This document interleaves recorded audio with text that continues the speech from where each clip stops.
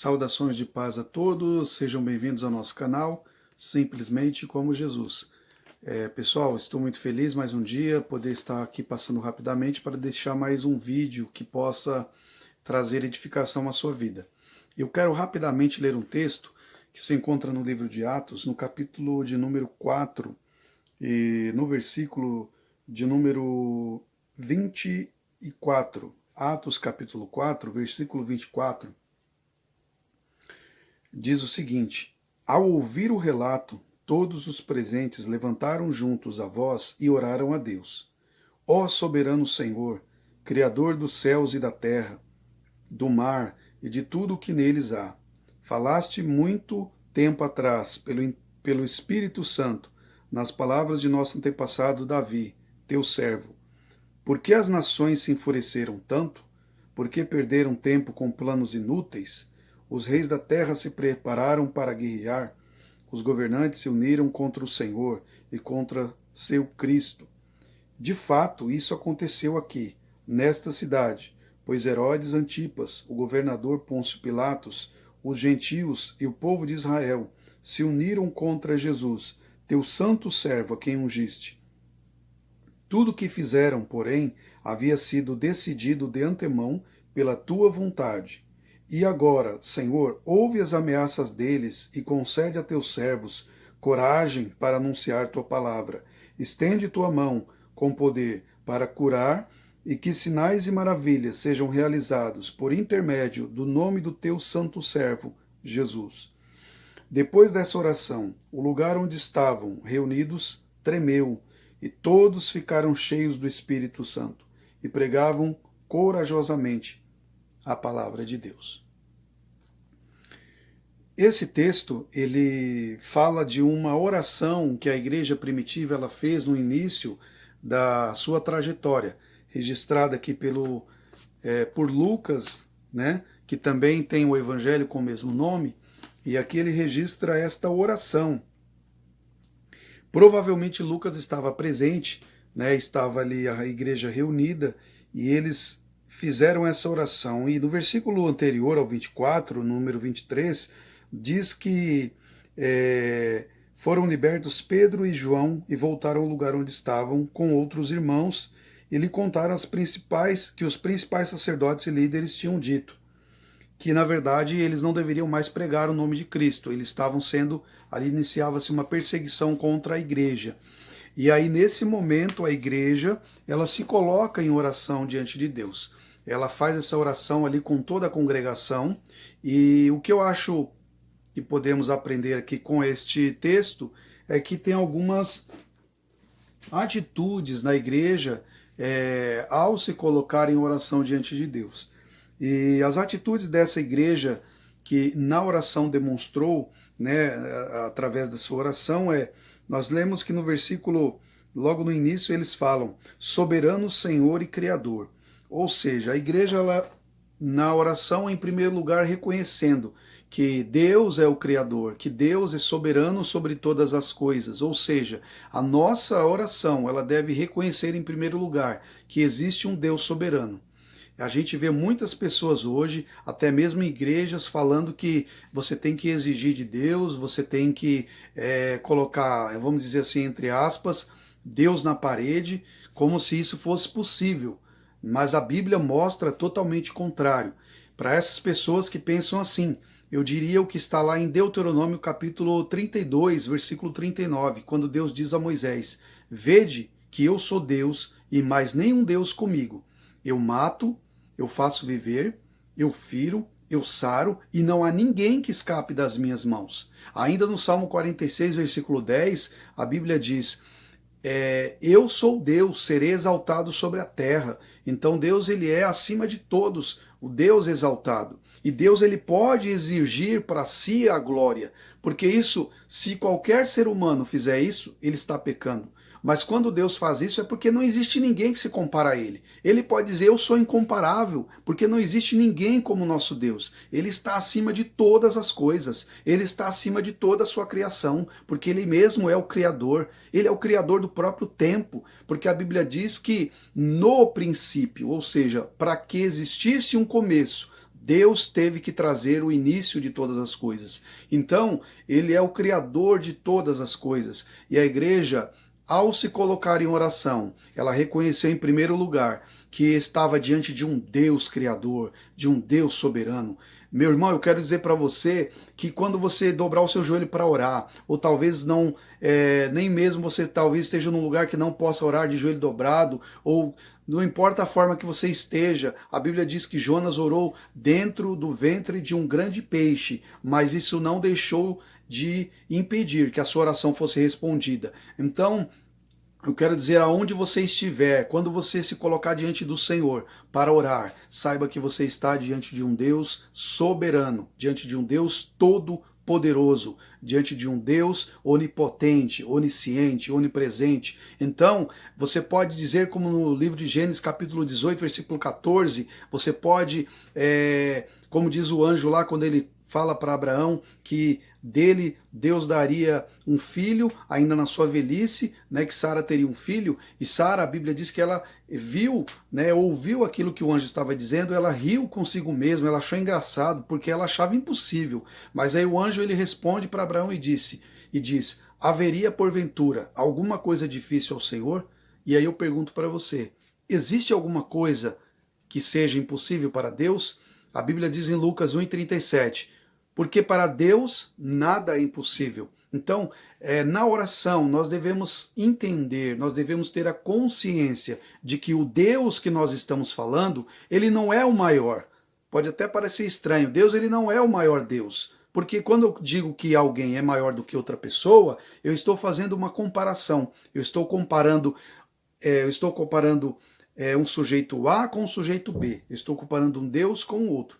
Mas quando eu falo do nosso Deus, ele não pode ser comparado a nenhum outro. Então ele não é o maior. Ele é o único. Ele é soberano. Ele é incomparável. Então este é o Deus ao qual nós cremos. Esse é o Deus ao qual nós podemos clamar e ter certeza que ele responde à oração do seu povo. E nós vemos aqui a segunda atitude da igreja é que ela, além de reconhecer que ele era soberano, reconhecer que ele é Senhor de tudo, ela reconheceu que este Deus é um Deus que se revela. A Bíblia diz em Hebreus, no capítulo 1, versículo 1, que, havendo Deus antigamente falado de muitas formas através dos profetas, nestes últimos dias falou-nos através do Filho, por quem também fez todo o mundo. Ou seja, Deus ele nunca se deixou... Deus nunca deixou de se revelar ao homem. Essa revelação, ela, segundo os estudiosos da Bíblia, ela foi progressiva. Deus se revelou inicialmente através da natureza. Você pode conferir isso no livro no Salmo de número 19, no versículo 1 em diante, onde diz que os céus proclamam a glória de Deus e o firmamento anuncia a obra das suas mãos. Você pode conferir também em Romanos, no capítulo 1, onde ali vai falar sobre os atributos invisíveis de Deus que são vistos através das coisas criadas. Então, se eu vejo que algo foi criado, eu logo vou entender que existe um criador para aquilo.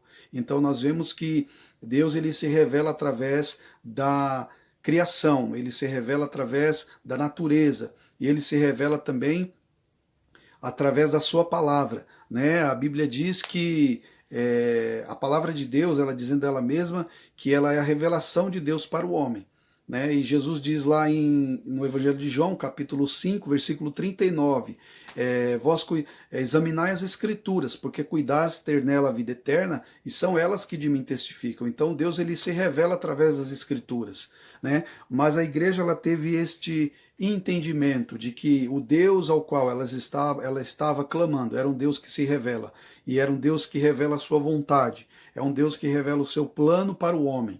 E Deus ele nunca se deixou sem dar ao homem o que era a sua vontade para a sua vida. E nós vemos também em terceiro lugar que a igreja teve a coragem de reconhecer que estava com medo. A igreja teve a coragem de reconhecer que não tinha coragem suficiente. Porque nós vemos no versículo aqui, eu quero ler com você aqui novamente, no livro de Atos, que nós lemos no capítulo 4, e aqui no versículo 29. Eles dizem assim, a igreja, né, orando, diz: e agora, Senhor, ouve as ameaças deles e concede aos teus servos coragem para anunciar a tua palavra. É preciso muita coragem para reconhecer que não tem coragem, para reconhecer que está com medo. Mas não diga isso para ninguém. Só reconheça que você está com medo diante daquele que pode te dar coragem, diante do Senhor que pode te fortalecer. Eu vejo que ao longo da Bíblia, Deus ele usou homens fracos. E Deus muitas vezes, ou posso dizer todas as vezes, Deus usou aqueles que se reconheciam como fracos. Quando Deus chamou Davi, ele se reconhecia como um homem fraco. Ele reconhecia, os irmãos dele viam nele fraqueza, todos viam nele fraqueza, mas a força de Davi não estava em si mesmo. A força de Davi estava na confiança que ele tinha num Deus todo-poderoso. Quando Deus chamou Moisés, Moisés ele falou: Senhor, eu não sei falar. E aí Deus questiona Moisés: Moisés, quem fez a boca do homem? Moisés, Deus demonstrou a Moisés que quem estava capacitando a vida dele era o Senhor. Então nós vemos que quando o homem se reconhece como fraco, quando o homem se reconhece como limitado, ou até mesmo reconhece que está com medo diante do Senhor, o Senhor o encoraja, o Senhor o fortalece. Só para vocês terem uma ideia, a Bíblia ela nos mostra, existe uma expressão na Bíblia que acontece por 366 vezes, que é exatamente a frase não temas. Então Deus ele deixou registrado na sua palavra esta frase tão pequena, mas vindo dele: não temas. Né? A Bíblia diz no livro de Isaías, no capítulo 43, não temas porque eu estou contigo. Eu sou o teu Deus, eu te sustento com a destra da minha justiça. Então, o Senhor ele te convida nesse momento a reconhecer diante dele, se você está com medo, reconhecer que ele é o Deus que vai te fortalecer, o Deus que vai te dar uma coragem extraordinária, que você, nem mesmo você vai reconhecer. E a Bíblia diz ainda no livro de 2 Timóteo, no capítulo 1, versículo 7, porque Deus não nos deu espírito de temor, mas espírito de fortaleza. Então o Senhor, o Espírito Santo que está em você, é quem vai te capacitar para isso. Então a igreja ela reconheceu essas três, ela teve essas três atitudes na oração. Ela reconheceu a soberania de Deus, ela reconheceu que Deus é o Criador. Em segundo lugar, que Deus se revela para o homem, ou seja, Deus não vai te deixar sozinho, você vai sempre ter a direção de Deus na sua vida. Em primeiro lugar, e infalivelmente através da sua palavra, também através da sua vida de comunhão com Ele. Deus ele pode falar com você, Ele pode falar com você no seu coração, na sua oração com Ele, Ele pode usar pessoas, Ele pode usar situações, né? Mas eu tenho certeza que você não será. A Bíblia diz no Salmo 119, versículo 105, lâmpada para os meus pés é a tua palavra, farol baixo, e luz para o meu caminho, farol alto. Deus ele ilumina o seu dia de hoje e Deus ilumina o dia de amanhã. Então saiba que você não está perdido, você tem uma direção de Deus para a sua vida. E nós vemos aqui que depois de tudo isso, depois que a igreja reconheceu que Ele é o Criador, é o soberano de todas as coisas, depois que a igreja reconheceu que Ele se revela através da sua palavra, como Ele falou através do salmista Davi, e ali eles fizeram referência ao Salmo de número 2, sobre a profecia do Messias. E ali quando eles também reconheceram que estavam com medo, porque às vezes, irmãos, em oração, às vezes diante de Deus, a gente às vezes quer manter uma formalidade. A gente precisa dizer o que realmente está se passando conosco. Como a Bíblia diz lá em Lucas, no capítulo 18, se não me engano, no capítulo 18, quando Jesus fala da oração do fariseu e do publicano. O fariseu, ele chegou diante de Deus ali, e segundo Jesus mostra naquela parábola, o fariseu ele chegou diante de Deus e começou a agradecer. Senhor, eu te agradeço, porque eu jejuo 2 vezes por semana, porque eu faço tudo, resumindo, eu faço tudo certinho, eu sou um homem que vou todo domingo para a igreja, eu sou um homem que dou o dízimo, porque eu sou um homem que eu não faço mal para ninguém, eu sou um homem, podemos dizer assim, perfeito, não tenho pecado nenhum, né? A minha vida é impecável. Agora, quando nós olhamos para a oração do publicano, ele reconhecia que era pecador. Ele falava, Senhor, tem misericórdia de mim, sou miserável pecador. Gente, não adianta a gente chegar diante de Deus e usando máscaras, porque Deus conhece o nosso coração. Nós temos que abrir o nosso coração diante de Deus. Se você estiver com raiva de uma situação, se você estiver irado, fale isso com Deus em oração, mas peça para Ele trabalhar no seu interior. Se você está com inveja, se o pecado é o pecado de inveja, reconheça isso, porque nós devemos reconhecer as nossas falhas e as nossas fraquezas diante de Deus. Foi o que a igreja fez. Ela reconheceu que estava com medo e ela pediu para que Deus desse a ela coragem. Se você tem algo que falta na sua vida, o Senhor pode preencher. Se você está sem coragem muitas vezes para assumir um desafio, eu quero dizer a você que o Senhor pode te fortalecer e te fazer um homem valoroso, corajoso. Como nós vemos na Bíblia, Deus escolheu sempre homens fracos, mas Deus nunca escolheu, ou pelo menos ao longo da história eles puderam ter momentos de temor, mas Deus nunca escolheu homens medrosos. Tanto que quando há uma outra passagem da Bíblia nós podemos confirmar isso, quando Deus ele chama Gideão, e ali Gideão ele é escolhido por Deus para trazer a libertação, ser um grande líder que iria libertar ali o povo de Israel da opressão dos midianitas.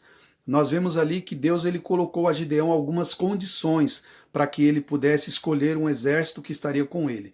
E nessas condições nós vemos que logo de início o primeiro teste, vamos dizer assim, ali a primeira fase ali é aqueles que tiverem temor no coração, ou seja, os medrosos podem voltar. Se não tiver coragem, pode voltar para trás. E ali nós vemos que boa parte daquelas pessoas voltaram, retrocederam, porque Deus só queria homens corajosos, mesmo que os corajosos não fossem os mais fortes. Mas quando nós colocamos no Senhor a nossa confiança, é Ele que nos fortalece. É isso que precisamos entender. Você pode todas as coisas. Filipenses 4:13. Todas as coisas naquele que te fortalece. E então, para concluir, nós vemos que depois da igreja, ela ter orado, ela ter reconhecido a sua necessidade de coragem para proclamar o evangelho. A Bíblia diz, aqui no versículo de número 31, depois dessa oração, o lugar onde estavam reunidos tremeu, e todos ficaram cheios do Espírito Santo e pregavam corajosamente a palavra de Deus. O que aconteceu depois disso, depois dessa oração? Todos foram cheios do Espírito Santo. Então, nós vemos aí que esta oração, ela é um modelo, ela pode ser uma trajetória de como muitas vezes devemos entender o nosso momento com Deus, que nós precisamos ter esse reconhecimento.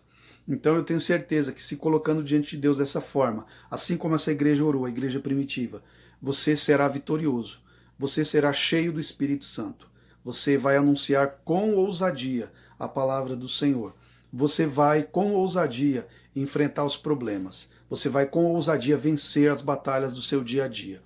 Essa igreja primitiva era uma igreja que ela pôde experimentar o início daquele que seria um grande avivamento, né? A salvação de almas, transformação de vidas, e ali daquele momento de perseguição, eles clamaram ao Senhor e experimentaram algo extraordinário.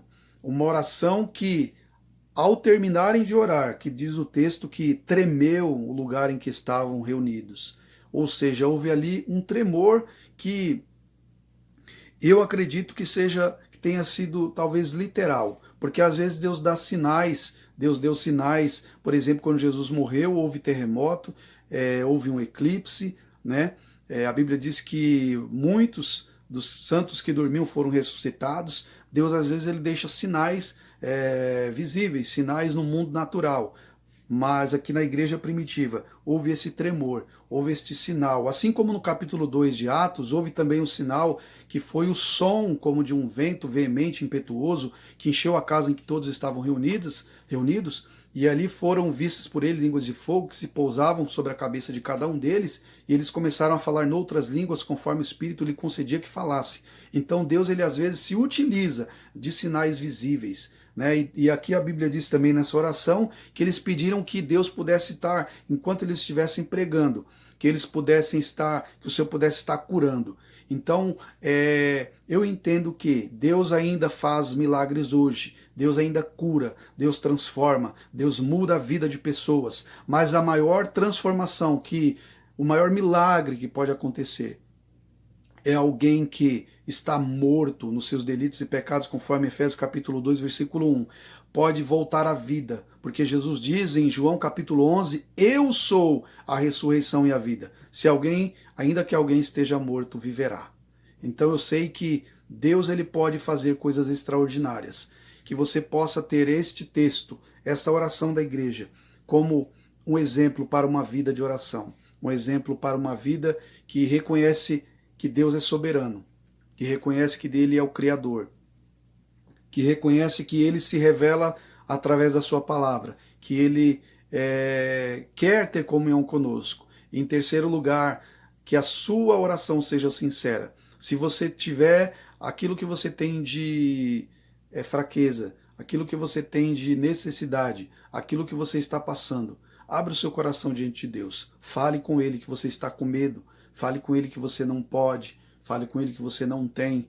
Fale com ele aquilo que você precisa receber dele. E eu tenho certeza que Deus vai responder o seu clamor. Eu tenho certeza que depois disso você será uma pessoa cheia do Espírito Santo. Uma pessoa onde as pessoas verão a diferença na sua vida. Que Deus te abençoe em nome de Jesus.